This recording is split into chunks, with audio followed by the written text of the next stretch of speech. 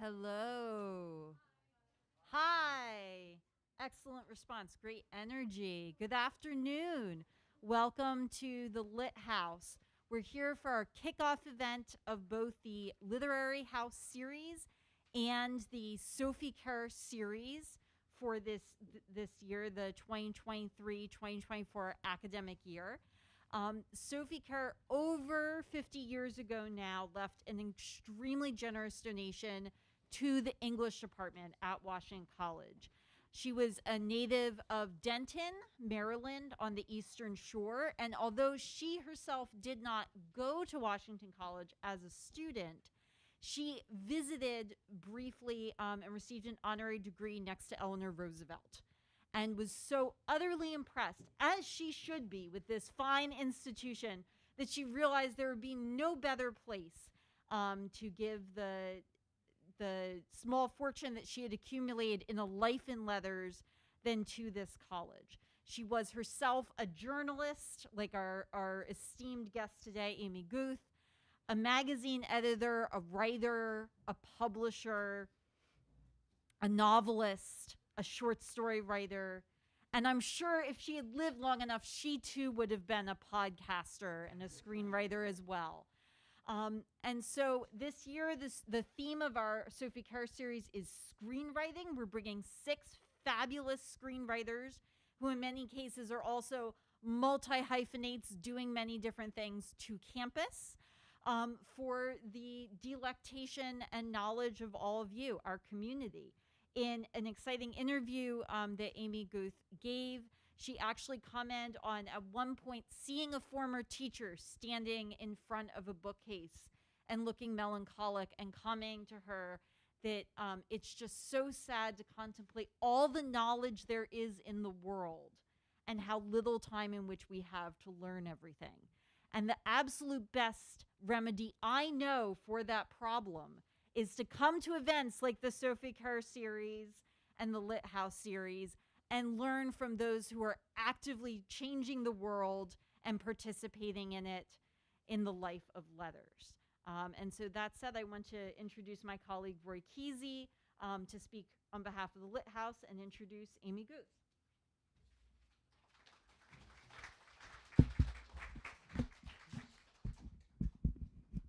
Thank you, Dr. Riddell. That was terrific. Good afternoon. Look at this full house. I like the feel of this a lot.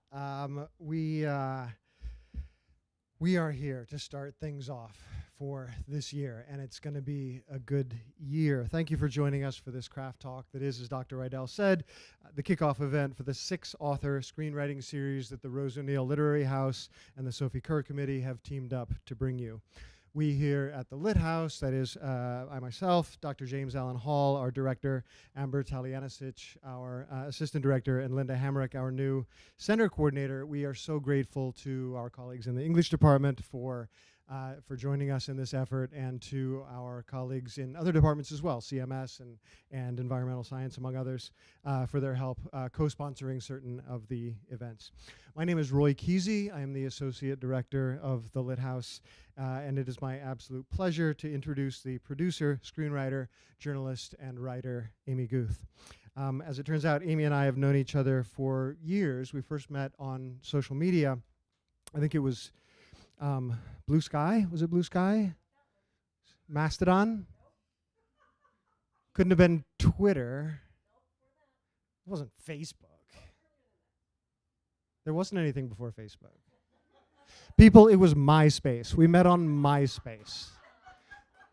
How to even explain MySpace to the youth of today? Like Facebook, but dumber.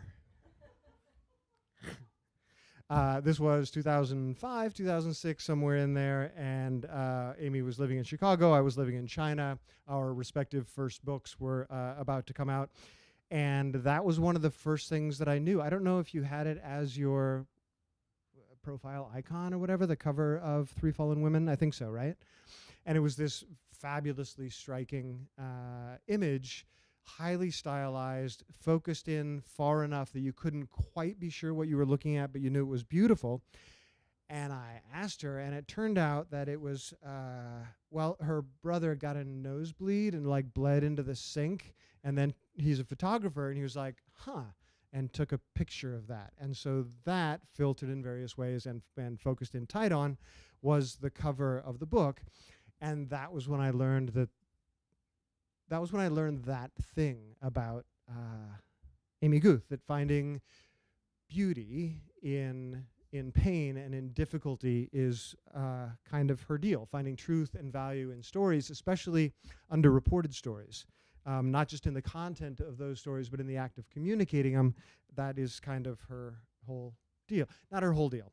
She has other deals. Other things that I've learned about her include that she absolutely does not believe that we need to limit ourselves to doing a single thing in this life, especially a single thing at a time. In fact, she finds the suggestion insulting. And so for the next 15 years or so, I watched as she climbed the ladder of journalism, from her work at the Chicago Tribune, editing their digital book section, to the decades she spent hosting a talk radio program at WGN in Chicago, discussing the most salient socio-political issues of the day, to her run as publisher of the Tribune Publishing Company's Red Eye, which was a daily commuter newspaper. For most people, those things would be enough. That would be enough to keep you busy, but it wasn't for Amy Güth. While she was doing those things, she was also a senior facilitator at the Op-Ed Project, an academic media initiative aimed at increasing the diversity of voices in the public narrative, where she edited and shaped essays and opinion pieces in dozens of outlets, including the New York Times, the Washington Post, U.S. News and World Report. She's worked with universities, including Brown and Cornell and Columbia, and foundations, including the Ford Foundation, Schusterman, and the Aspen Institute's Center in Johannesburg, South Africa. She also served as executive director of the Midwest Independent Film Festival, founded the Pilcrow Lit Fest in Chicago, served as president of the board of directors at both Bitch Media and the Association for Women Journalists, and founded a reading series that I read at in 2006, something like that, 7 maybe, yeah, when my first book came out. So all of that. And then, in her own words, a few years ago, she saw how quickly she had climbed the ladder and realized that the ladder was leaning against the wrong wall, is how she phrased it. What that meant was that the next few years would be thinking through the things that she most loved doing, the things that she was best at, and beginning the process of blowing up her life such that she could spend more of it doing those things. Still doing some journalism, still doing the podcast for Cranes, moving from Chicago to LA to focus more and more exclusively on her career as a screenwriter, as a producer, and as a writer. Her fiction and essays have appeared in many publications, including the Los Angeles Review of Books, Los Angeles Times, and The Believer. Story South cited one of her stories on its notable list. She was a nominee for a Million Writers Award. There are several anthologies I could name. That's as an essayist and a short story writer.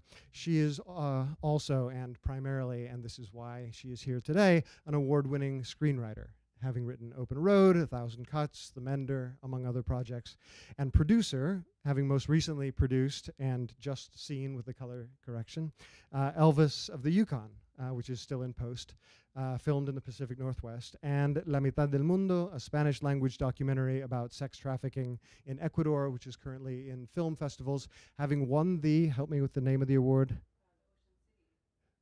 at the Ocean City Film Festival, the Audience Choice Award. Thank you. Still, as I said, host of the Daily Business, Technology, and Economics podcast for Crane's Chicago Business, where she was a finalist for the 2019 The Saiger Award. And she also does a lot of voiceover and ad work, so you will hear her as the Don Pardo-like announcer on VSIN and Better Network national programming, about 300 radio stations across the country. These are the things that led Washington College to reach out to ask her to be the first guest in this year's Lit House Sophie Kerr Screenwriter Series. Here today to give a craft talk about the process of adapting literature and other texts for the big screen. Please turn your cell phones off and help me welcome Amy Güth.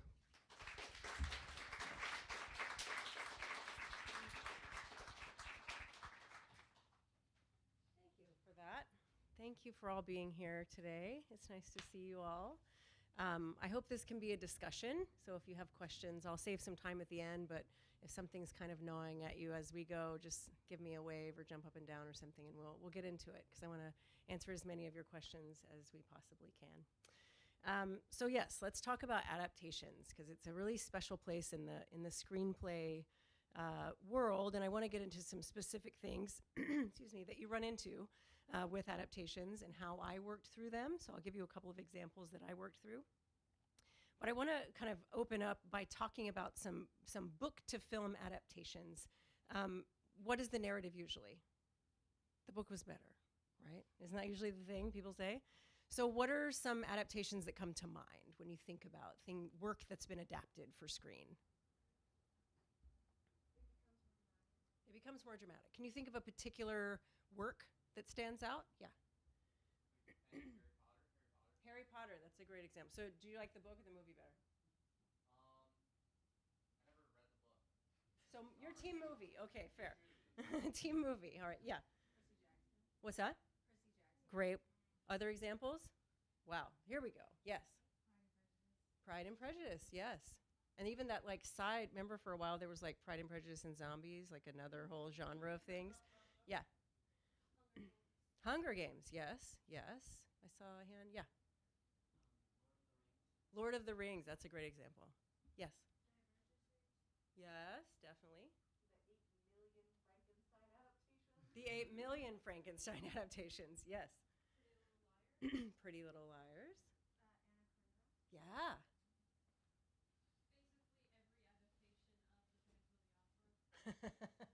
Right. And there's a lot of work like that. I always think it's interesting to keep an eye on the like what's entering the public domain because that's when you start seeing like every version of a thing, right? And so indeed, often the book gives us something and when we see it on screen, we're like, "Oh, that character got changed." Or that thing that really spoke to me, that thing that really, really spoke to my heart wasn't in the movie. Therefore, it's not good, right? But what about when the reverse happens? When you're like, okay, the book was fine, but the movie was whoa. Can you think of any examples of that? Yeah. Jurassic Park. Jurassic Park. And why do you think it was better on screen?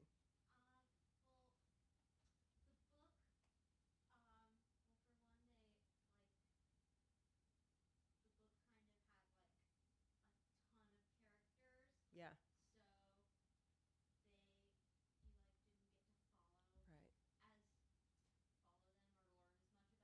Yeah, they condensed a lot.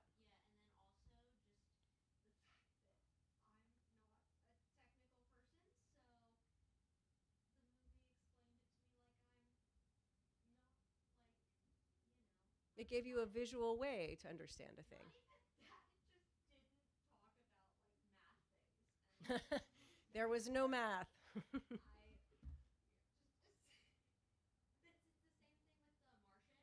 Yeah. Yeah.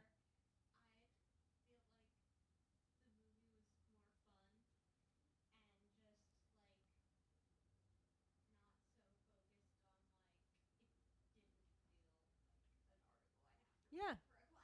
Fair. Other examples? Yeah. Wait, you call on me? Yeah.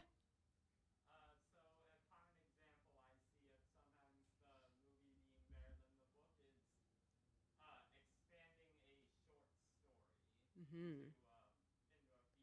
Yes. Yes. So like the Shawshank Redemption.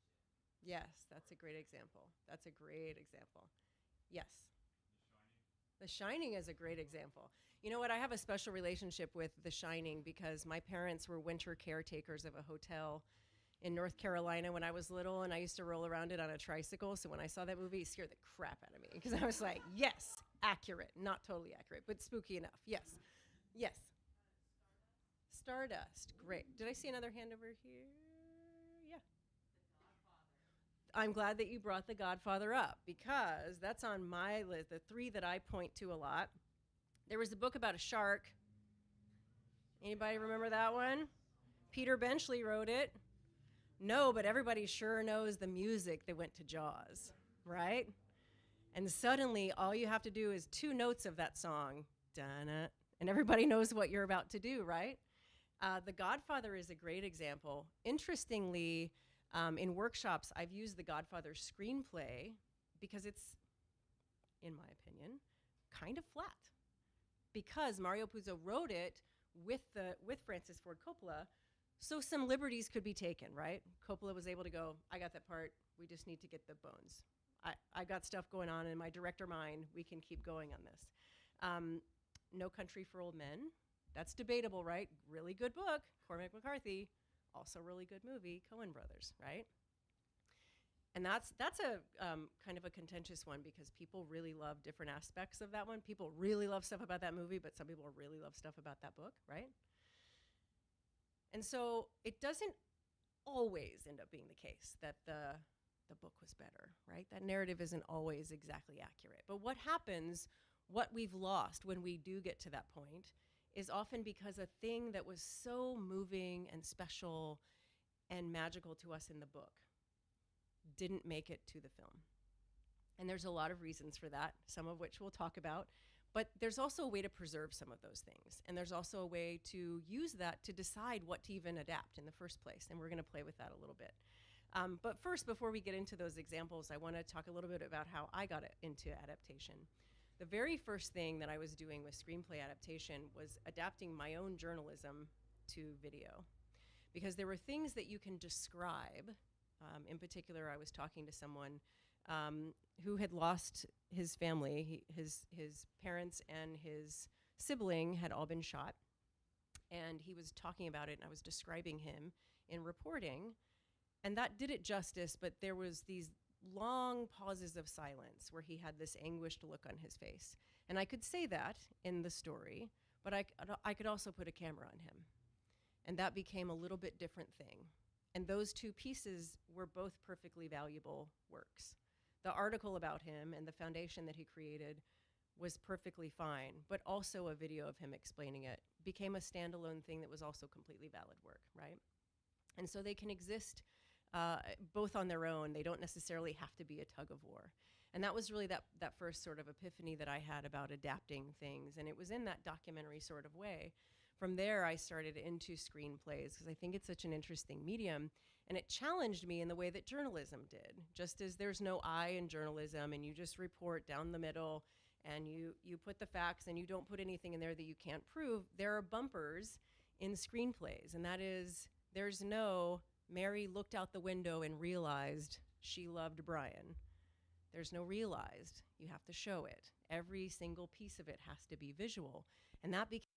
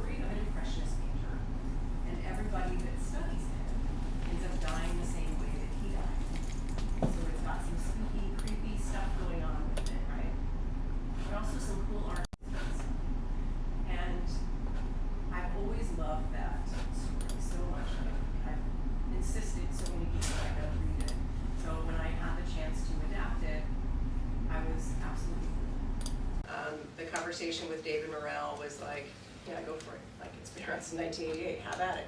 Because I approached it like, if no one else has the rights, like, I'd love to have a shot at this. He was like, by all means, right? And kind of issued a little bit of a warning, not really warning, but like, it's a pretty internal story. It's pretty weird little story. So interesting, I'll be interested to see what you do with it. And indeed, that was kind of the first challenge, right?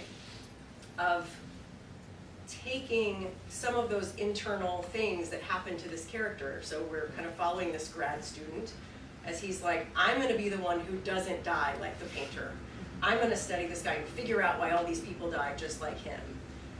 And essentially, what happens is everyone that studied him, they kind of, not only do they die the same way, but they sort of descend into this mental health crisis and they start painting profusely and all this stuff happens and it gets very intense. And so the way to show that became very visual in this, right? So it wasn't just like a line saying the intensity heightened, you know, the struggle became worse. How do you show that? So I depicted that as showing a lot of like half-done paintings around student housing and a lot of behavioral kind of stuff, right? Because the other challenge I wanted to speak to was there's like movie, TV, crazy, right? That we kind of all know what that looks like in a big theatrical way. But in fact, a real mental health crisis doesn't look like that, right? We've either all experienced it or witnessed it, right? And in fact, it's kind of quiet and boring until it's scary, right? And I wanted to capture that and be really intentional about doing it that way. So that became about the physical things in the environment around the characters. And that became behavioral things with the character. Ultimately, what happens in the book is that, or in the story, is that this guy that says, I'm gonna be different, I'm gonna be the guy that doesn't get obsessed with this painter and die the same way. He decides to go find all the locations of this painter's work. And he finds all but one, and then he finally finds that one. And there's this loud buzzing. And this painter was an impressionist painter, right? So all the little dots. And there's this loud buzzing as he's approaching this spot.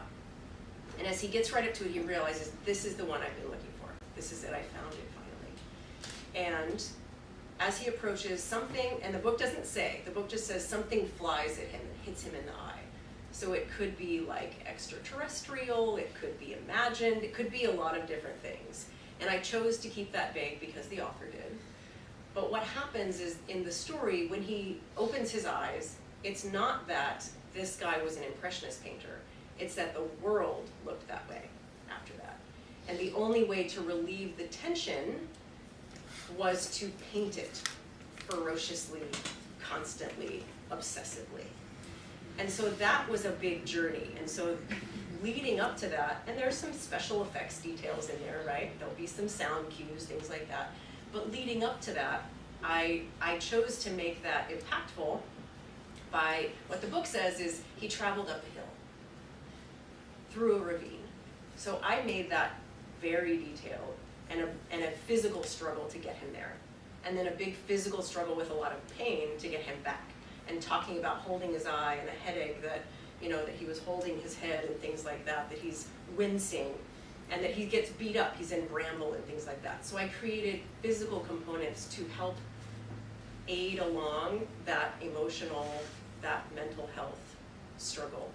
And that was an effective tool to bring that through. There were some things to be added.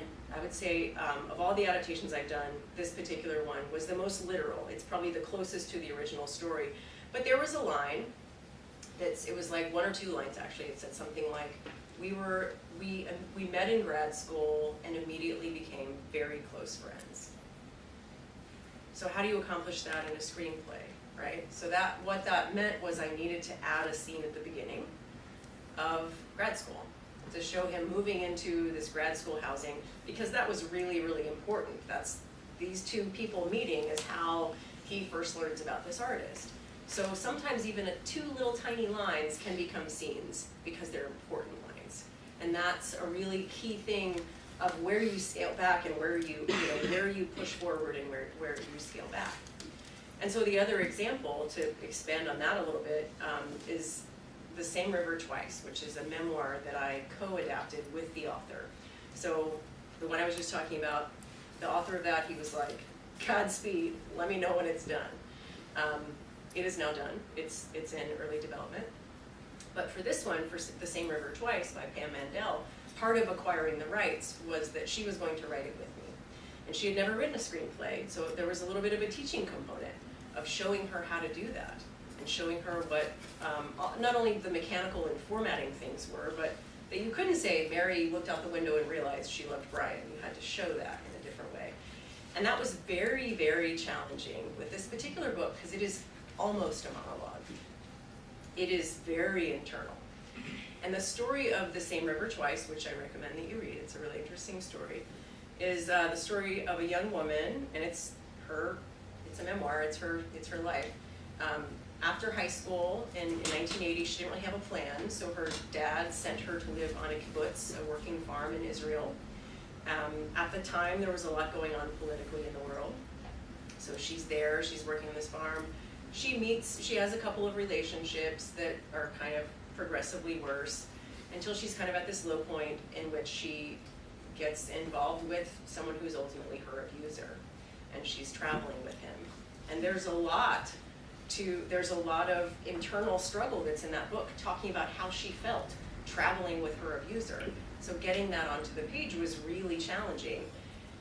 But the first challenge really was setting the tone for that. She spends chapters and chapters in the book talking about the time and place. So she's talking about all the different groups of young people that came to work on this kibbutz. So Thatcherism is happening in the UK. So a lot of young people in England who are entering the workforce are like, can't find a job, I'm gonna go work on this kibbutz because at least room and board are covered. And I can work and earn a little bit of money. And coal is happening in Germany, so that's affected people still. So a lot of German young people are there working. And so we can't exactly spend chapters and chapters and chapters. A screenplay is 90 to 120 pages tops, right? We can't spend all these chapters to explain Thatcherism, right, just to get us there. So we did kind of a fun device, and we called it our Wes Anderson trick, but it's not really borrowed from him, but maybe. We have her in voiceover. We have this character talking about, here's all the people you will meet at a place like this. Cut to, group of American kids all in a t-shirt that says volunteer. This is us, this is why we're here. Our parents sent us here. Cut to a bunch of British kids, and we have them in like British flag shirts and doing stuff. And it says, they're all screwed by Thatcherism, so they came here to find a job. Cut to German kids.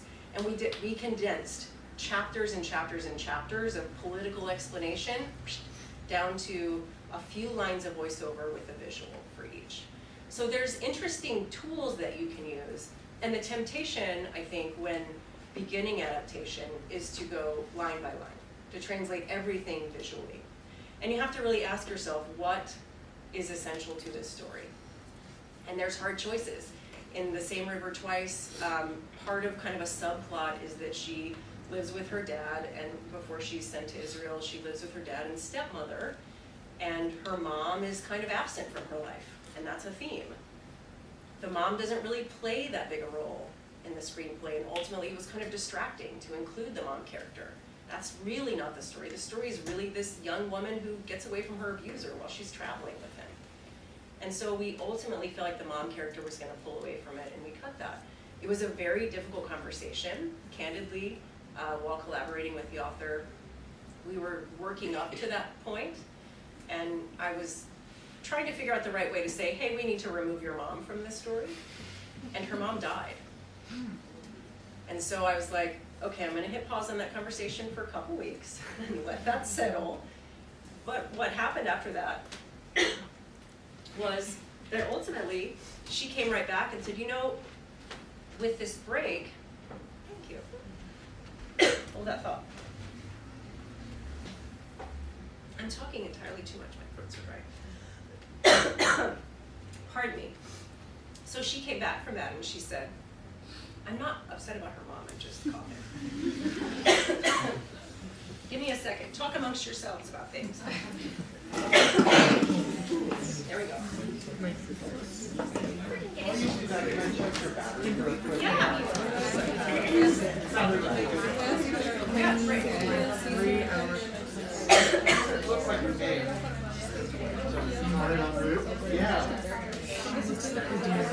I was gonna say Idina Menzel. I don't know. It was Idina Menzel. Wicked, Enchanted, Nelson.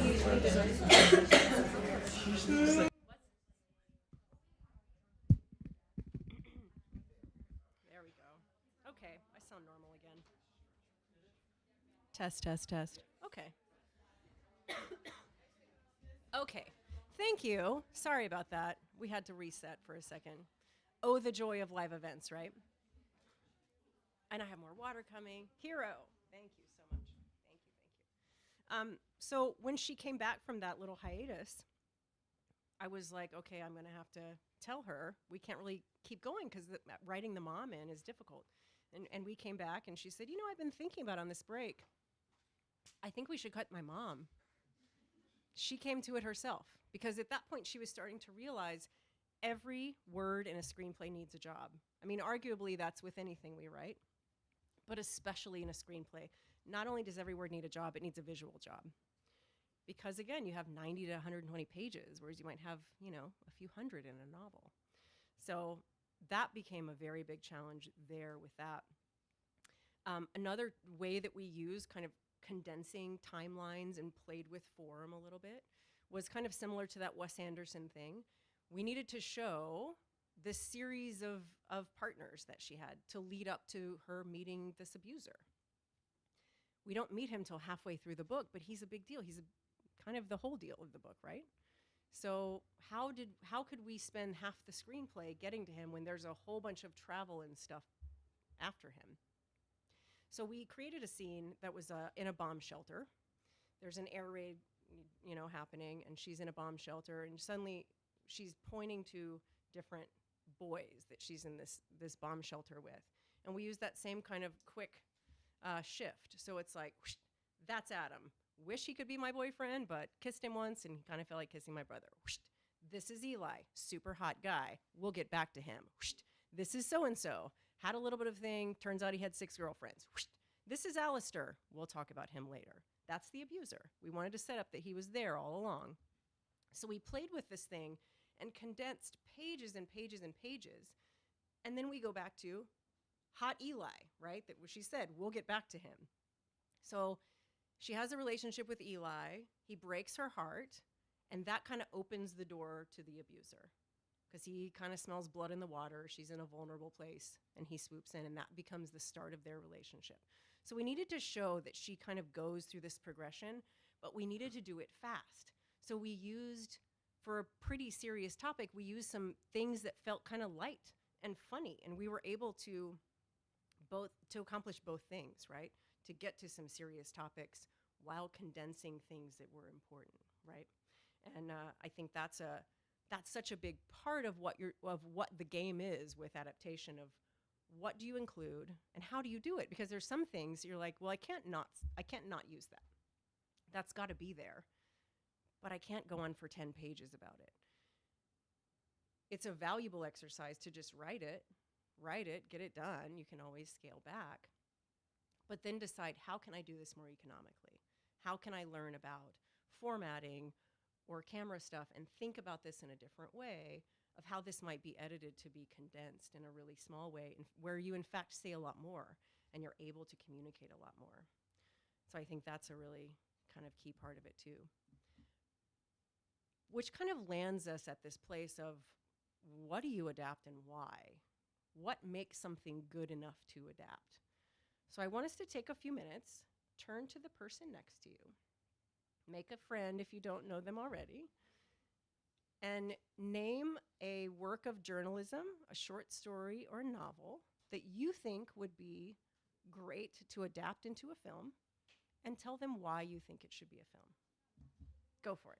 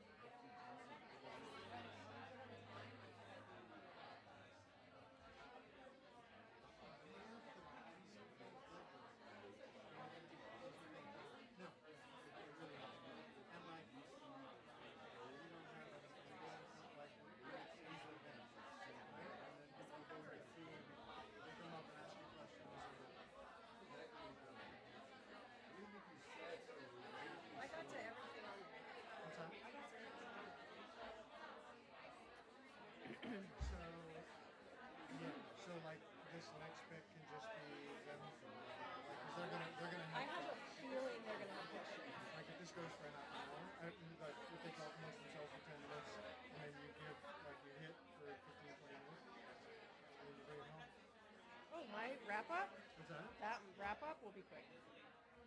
Yeah. Okay, great. It's funny. I was thinking about there's a Kieslowski quote. He was just talking about unfilmable sentences. Like that's kind of awesome. But I never really thought about it from the screenwriter's point of view. And you must be like, what an asshole. Why would you do that on purpose? Yeah, why would you do that? And his example was great. His example was he came to see her less and less often until finally he didn't come home. It's like, Oh my God. film it. Why would you do that? I would show her at the window and seasons passing. Right? But like, so he has to come twice in December, or 4 times And in then she December. needs to sit there once the in whole January, winter. Right? It'd take you 45 minutes to film this. Yes. I hate that guy for that. So instead, you just have her talking to a friend and saying, he came less and less often until finally he never did. Yeah, that's right. He hasn't visited me in ages. That's what. Yeah. Thank Let's God see. for that. Let's see. How they doing? I feel like some people are wrapping up. Look at, see, this is how you know that what you said is working. Yeah, they're They doing it. fucking want to talk. Yeah, they're doing it. Immediately, I heard someone over there say, "Okay, this is perfect because I'm totally doing that." That's good.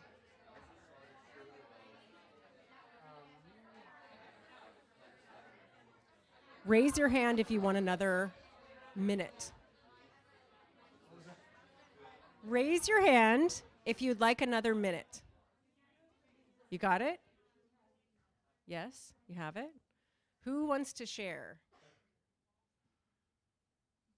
Nobody wants to share. Literally nobody. Crickets. Man. So, there we go. Thank you. Uh-huh. Uh-huh. Cool. Anybody else? Yeah. Well, this is actually something I've actually been working on. Awesome. Into a screenplay. I don't know if any of you guys have heard of the book series Kingdom Keepers. Well, it's a Disney book series about a bunch of kids who essentially get superpowers at nighttime and wake up in Disney World at night to fight Disney villains. I'm in. And it's surprisingly dark for a Okay. children's book series with that premise. So. Wow, that's so in your mind, is that a one or is that several? Well, I mainly liked the first book the best since it's its own self-contained story, and I think that first book would work well as a movie, and I think that could spawn in like a sequel. There's like 15 books in this series, so I don't know if like it would be hard to adapt all of them, but just jumping off of the first one would be like an interesting movie-going experience for somebody who has never read the series. For sure. And film funders love adaptations that are part of a series because they translate that into there can be more of these. Excellent. Anybody else want to share? Yes. I would say it was supposed to be, but it got canceled. College Boomer and Angel Dust. Okay.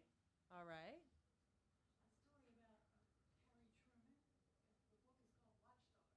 Okay. So it's a sort of a biography, and it just covers a short period of time from when he was a nobody junior senator from Missouri to when Roosevelt chooses him to become vice president. And he's only vice president for a few months. Roosevelt must know that he's on the way out. Mm-hmm. So what he's really looking for is the next president. And the way Truman came to that prominence was through a procurement committee of the U.S. Senate that watched out for misspending of the public dollar as goods and equipment, foodstuffs, and so forth were produced for the troops. Interesting. So is the thing that speaks to you about that would make it an interesting film that it's just kind of this little detail that perhaps history's kind of overlooked a bit? The thing that freaks me about is that emergencies make the person come forward and meet the emergency. Sure. And Harry Truman wasn't not one that one would expect to do it. Right. However, he always had the traits that were necessary. Yeah. He just hadn't been put in a position to make it really worthwhile for the country. Yeah, that's interesting. Plus, I love stories that are about people we think we know all about them. And here's this little thing not a lot of people know. Yeah. I grew up reading Magic Treehouse. Okay. And I always thought like it'd be really cool to get like a visual of that because like as a kid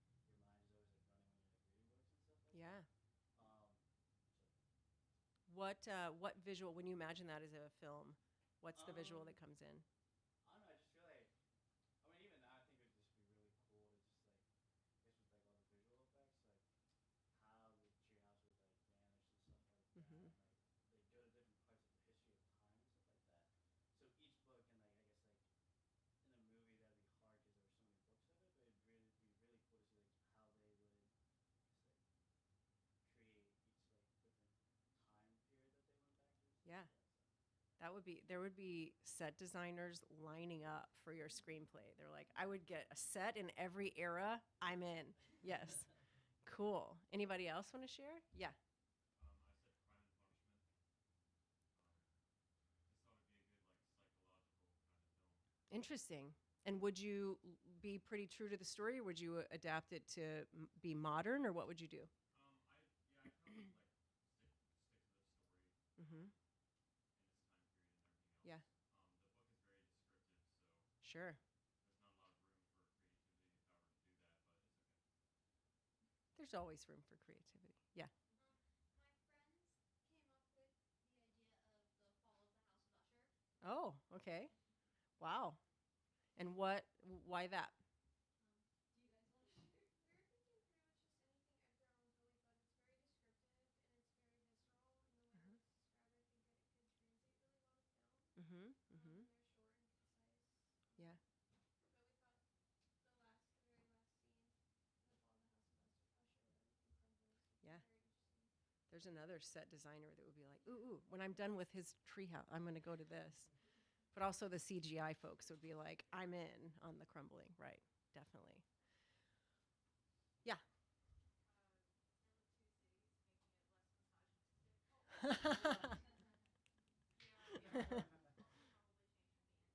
Sure. Yeah, that whole thing. Sure. Yeah. Oh. And why that? There's a lot of like visual elements to it, and it would be pretty cool to portray a deteriorating mental state on screen. Mm-hmm. There's a lot of room to like expand upon the characters. Yeah. A lot of stuff to fly, but not fully developed in just a short story. Yeah. Yeah. I think short stories are some of the coolest work to adapt because you have space, right, to build out with it. Oh, yes. Oh. Sure. Sure. You had one too? I did. I hate to like go a little bit off for different kinds of You media. go where you want to. I'm currently in a very storyboarding phase of adapting Resident Evil 7's Biohazard. Wow. Okay. But like pre-infection. Okay. Like when they find Mia and bringing her in and bringing in the infection and watching that family crumble and subdued to their infection is what I think would be really fascinating to bring to a screen because it's already so horrific. Mm-hmm. But you don't really get the family dynamic pre-infection. Right. So it would bring a different kind of flavor to it that That's- most Resident Evil adaptations suck at. Right. That's an interesting idea. And so it kind of leads to this bigger question, right? Is it the psychological piece that speaks to us? Is it the visual thing that speaks to us? What is the thing that says this work would be good? This would be a great thing to adapt. And I'll give you another example from The Same River Twice of what the thing is to me that you really want to look for, because you can have visual all day, but there's got to be a story. And there's got to be some emotional appeal, but there's got to be visual. You have to find all of those things. And so what I'm looking for when I'm thinking about work to adapt is kind of this density of expression. And what I mean by that is the first scene of Same River Twice. Here's this kid from suburban Orange County, California, who's gone to live in Israel. She's at a Shabbat dinner and looks out the window as they're setting the table. And she goes, "Oh, are those fireworks?" And the kid goes, "We have to go to the bomb shelter now, right now. We're going." And the family, no nonsense, gets up and starts to exit. She's like, "Well, are the fireworks or what?" They're like, "Rockets, go now." And so in a second, you understand the baseline of this character arc, You know exactly where she's starting from. You see that she is completely fish out of water. Suddenly, she is in a place where she is completely not aware of what's normal there. You see the context of the place. You see a powerful visual. And what spoke to me about that one, even, is that the identical visual meant something different to two different people. It was, is this a celebration or these fireworks? And to a person who saw it every day said, we might have a rocket on our heads. Let's get into the bomb shelter. And so to me, that was a powerful expression of the time, the place, the context, what you're setting your viewer up for, what's about to happen in this story. Suddenly you saw a lot about this character, and it did a lot of work for you. And it brings in these psychological elements. At the same time, it brings you visual stuff. And those are those kind of very rich moments that I think are important to look for when you're thinking about adapting work. There's a lot of great work that isn't always great on screen.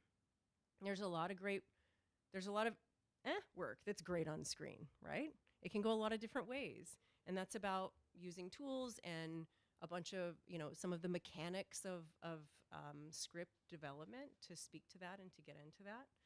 But when we think about what we want to adapt, it's not enough to just love it, right? That helps because screenplays, those of you who have written one, are a slog, and they're long, and you're going to need some love in your heart for those hard parts at the end when you're getting to that final draft.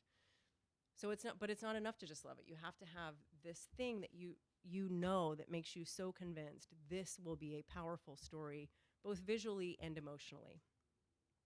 And that is the place I start from. So I said at the top that I want to make this a conversation. So we've got time. I got time. I got nowhere to be. So until you got somewhere to be, let's talk about stuff that's on your mind about this topic. Yeah.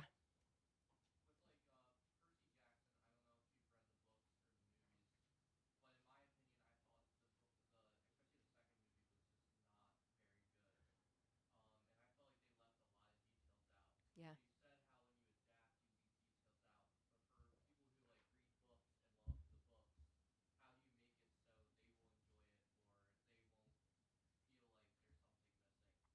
That's really the trick. You have to decide what to leave out. And that's why it matters to get the right screenwriter. If you are an author and you're approached about your work being adapted, it probably behooves you to get to know that screenwriter a little bit and their work and see, is this really the right person for my work, to adapt my work? Or to say, like in the case of The Same River Twice, yeah, go for it, but I want to be involved, right? And that's kind of how part of that is answered. But on the same token, it's not really about I'm making a screenplay to make the book reader happy. It's I'm making a completely standalone thing. The example I started with by talking about adapting my own written journalism reporting into video was both of those things. You could come to either of them and access the other or not. You could come to just the video and get it, and it's fine. And that might lead you to my reporting. You could come to just the reporting, and it's fine, and it captures what you need to know, and it might lead you to the video, and if not, it's fine. Both of those things are standalone, and one's not necessarily made to appease the reader of the other or the viewer of the other. It's just another layer and another way to tell a thing. And I think they're both totally valid forms, right? And it's a matter of, really when you adapt work, saying what is so resonant about this work that's important to me to keep, and what's kind of distracting, what's a part that doesn't necessarily need to be there or could be reduced to a line of dialogue. And that becomes kind of a slippery slope, right? Because very exposition-heavy dialogue is pretty torturous. The trick with screenplays, and I think something that has been a huge advantage for me coming into it as a journalist, was journalists, we meet people on the best and worst day of their lives. We don't meet people on a random boring Wednesday. We meet them when they've just won an Oscar or when their house is just burned.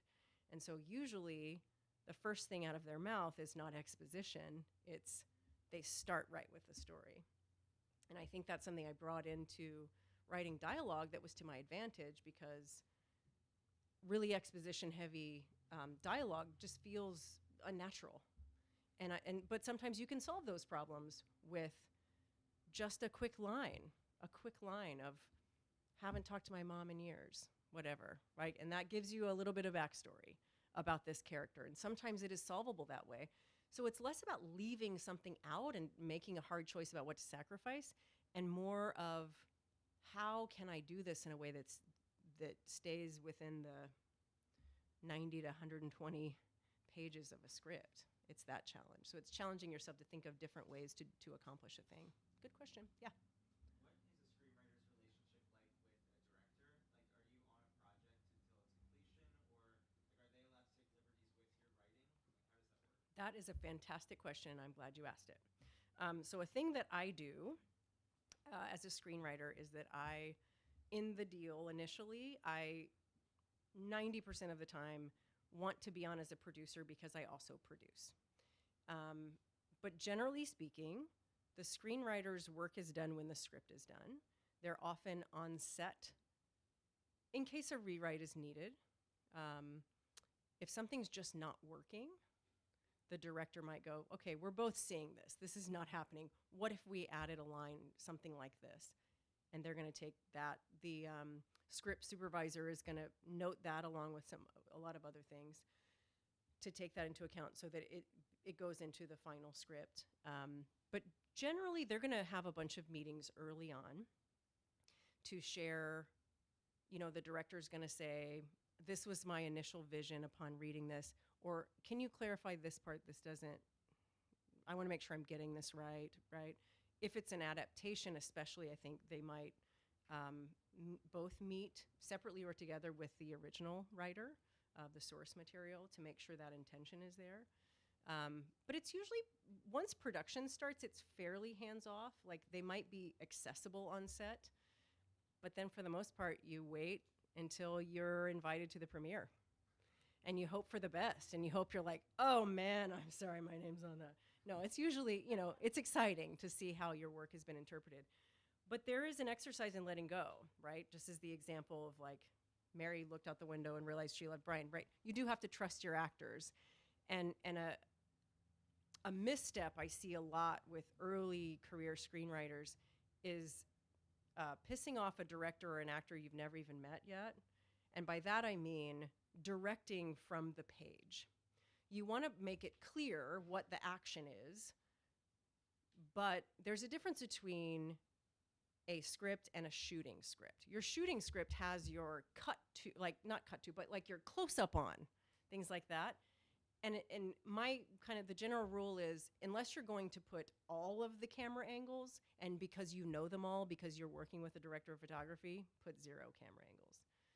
Telling a director, close up on so-and-so, is limiting the director, because what you might be trying to say is, I want it clear that this guy realizes we need a bigger boat because that shark is huge, right? It might be that. But allow that director to get there where, in the way that they, in the way that they can, because they might have a way better idea because that's their jam. That's what they do. They do it, and they do it in that way. So I see a lot of times screenwriters will, like, micromanage a director before there's even a director attached to it, which can be problematic. But to swing that back around to answer your question, generally it's pretty hands-off once the script is finalized. And then you wait, and you hope for the best when you see it. Yeah, great question. Yeah. What would you say is Wow. The best genre to turn into a movie. Whew. Well, I think it's the one that speaks to you, that you feel like all those elements are in, and like the kind of movie you like to see. Because that's really, I don't mean to be goofy about that, but like, that's what's going to pull you through that process, because you got to be really, really invested in it. And it all depends on, like, how you're going to define best. If, to me, I'm thinking about the artist as worker.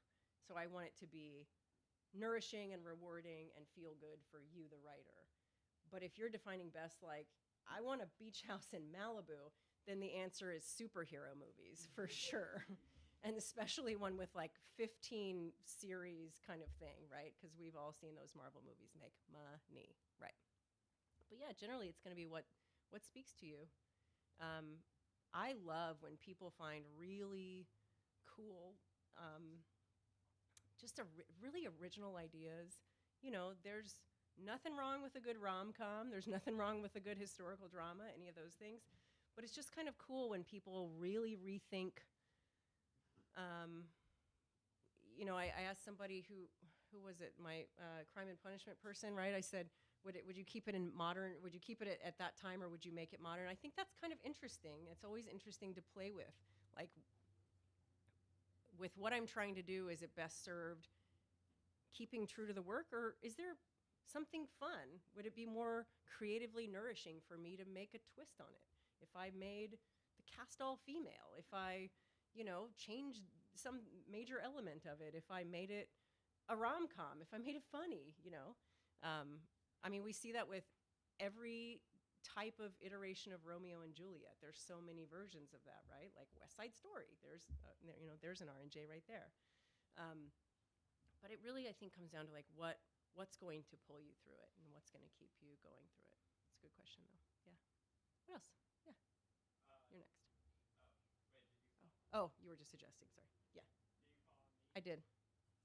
So I've heard of, well, everyone's heard of book to movie adaptations, but I've also heard of like movie novelizations. Yes. I know like Star Wars has plenty of those, and I imagine some other popular films do too. So I'm wondering if the process would kind of be similar to, like, if you could translate the processes of creating a book to film, if those same principles can apply film to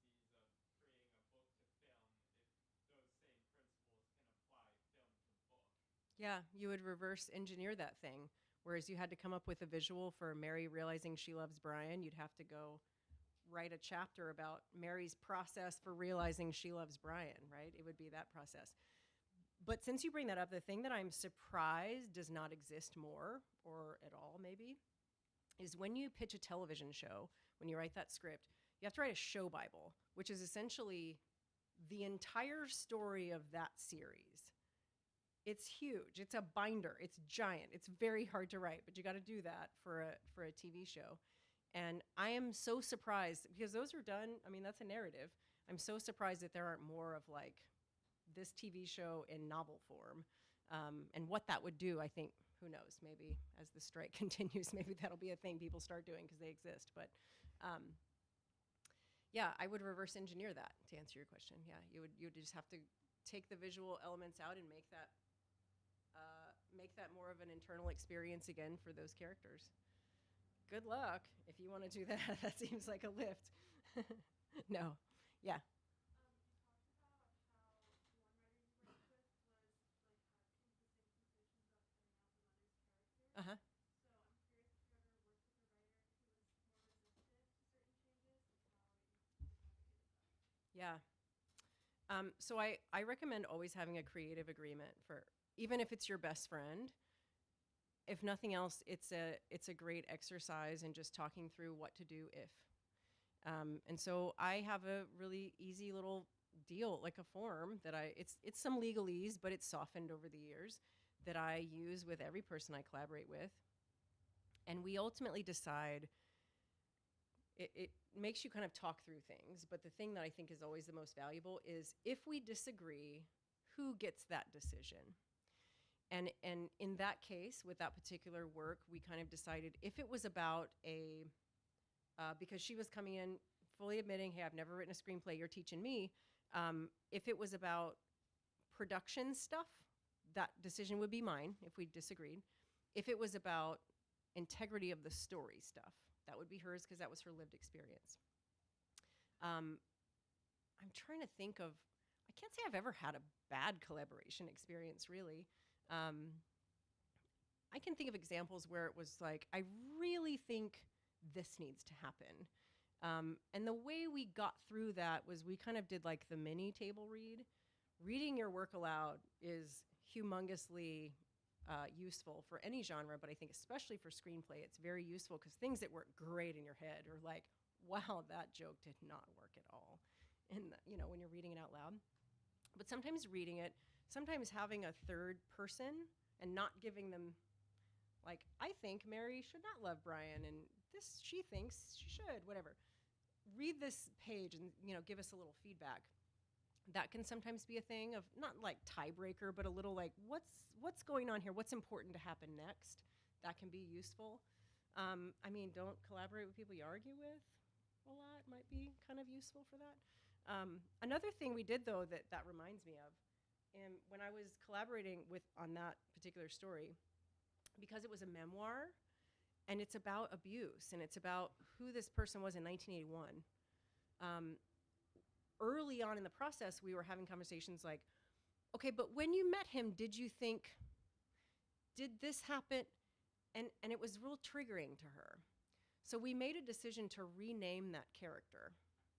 And so that we could talk about her as a character and talk about her in third person. Because we were talking, there's some big themes in that book, right? There's a lot of abuse stuff going on. There's a young person figuring out what their life is about and then taking it another direction because it's not going the right way. There's a lot of really personal decisions in that book. So we changed, instead of saying you, as we were talking about stuff, we changed that character's name to Dev. So Dev just became this other person and we could talk about her. And then the conversation became like, what do you think Dev thought when she met him? And it wasn't so much like, why didn't you realize he was, it wasn't like that. It became a lot smoother. So tools like that I think can be useful too. Yeah, good question. I saw you, then you. Okay. I actually do have a question. Yeah. What do you think the difference is between something that'll be good as like a TV show and something that'll be good as a movie? Great question. Everybody hear that? The question was, what would be good as a TV show versus a movie? TV show, you want that long tail on, and you can look for beats in it. Like, does it seem like there's kind of a natural place to stop, fill up the tank again, and do it again? And I think that's really the key. Is it one big story, or should it be broken up? What's fun about TV right now, right? Streaming shows are so cinematic and so beautiful. So I think for directors right now, you get to make basically a 6-hour movie, if you got a season in you. You get to do all these kind of cool things. But to me, it's really about, is there a natural place to stop, refill, reset, pick it up again, stop, refill, reset, and is that sustainable for a long place? I'm really fascinated. I watched the show. It's been around for a few years, called The Guest Book. Did anybody see that? It's about an Airbnb. It's about an Airbnb cabin in the woods. And so there's the guy at the bottom of the hill who has the key. He's there every episode. And you have a little subplot of like he and his wife, they've been together a long time trying to spice things up. There's like a business down the hill that, like, it's a small little town. So there's a business down the hill run by a really diabolical person who's kind of trying to plot against everybody. But you essentially have a totally new cast every single episode. And so what they were able to do with the show is get some really, big names in there. Like, it's just one episode. It's easy shoot, no big deal.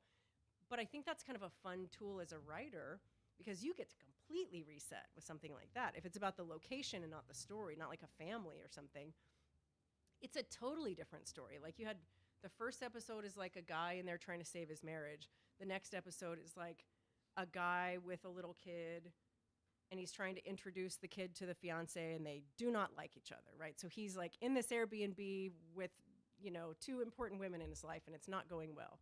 And then the next one, like a retiring couple, completely different stories. So things like that feel kind of fun, but it's such a reset at the end.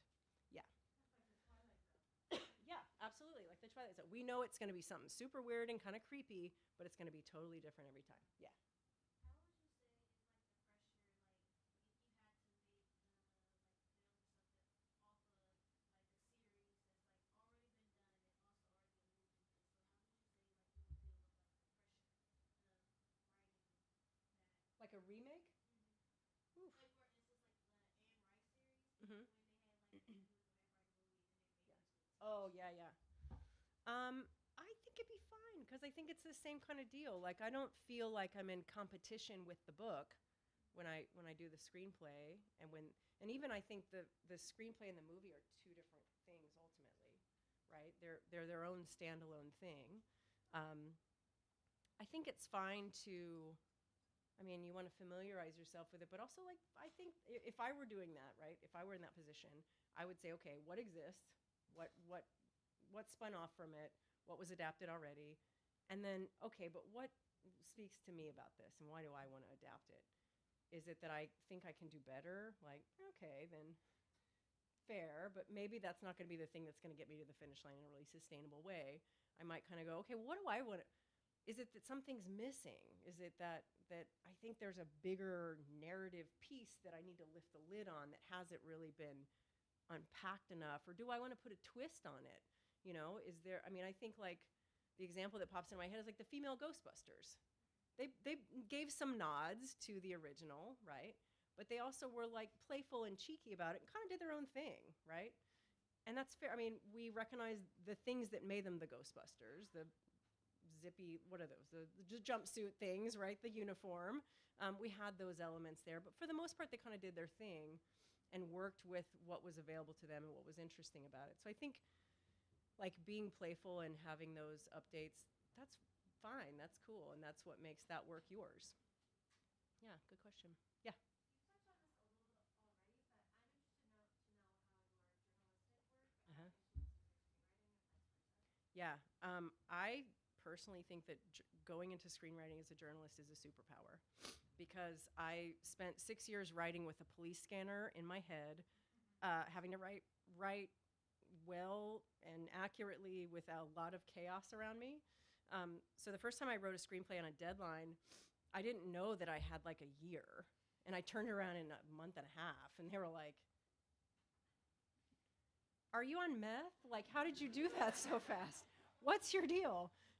But I was just kind of like used to churning things out really fast because I think as journalists we kind of don't have to feel a certain way to write. We know we got to write every day, no matter if we feel like it. And I mean, that's a gift that journalism gave me that I can just sit down and, you know, kind of do it.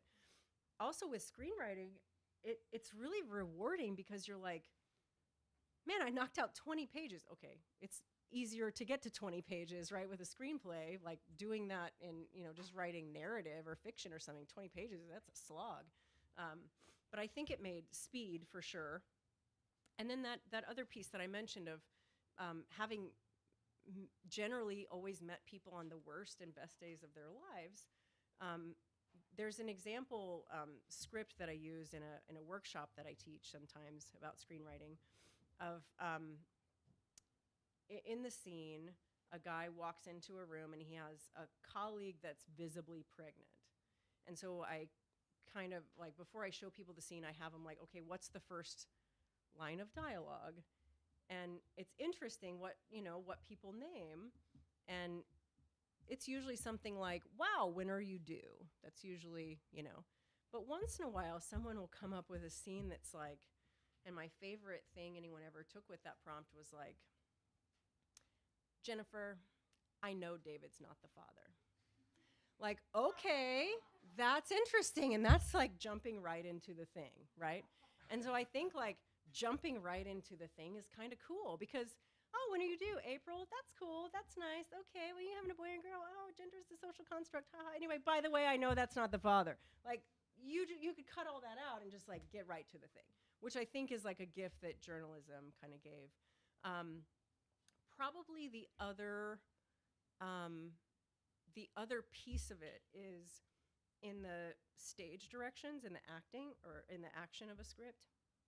Because journalists are so obsessed with, okay, right, but then what happened?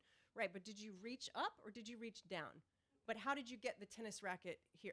How did this go, right? We're so obsessed with those kind of details that I think we're not just like, and then she hit him over the head with a tennis racket. We're like, she lifted it, and then, right, like I think details come in a different way like that. Also, if a thing that I find myself doing, if I'm writing about a thing, I will, in parentheses, just to get through it, because writing brain and research brain are two different places, I'll often put, fact check this, when it, not even like a claim like so and so was the 20th president. No. I'll do a thing like, is that really how this piece of science works or something? Is that actually a drug that could kill a person or whatever? I'll put a thing in there like that and then spend an unbelievable amount of time figuring out if that's accurate, when plenty of scripts would be fine if it's just like, she gave him poison in the teacup or whatever. Like, I'll go figure out, like, what would it be? Would that be, is it activated by heat or not? Or, I would get, like, really nerdy and ridiculous about it. But, yeah, but I'd say that for the most part, dialogue and speed are the gifts that journalism gave me. Yeah. I hate to cut this short, but we are at time. I don't know. Is there one more? No? No, we answered it all. We figured it all out. We And that figured out concludes joining everything. us. Thank you, Amy Güth, for that wonderful. Thank you, everybody.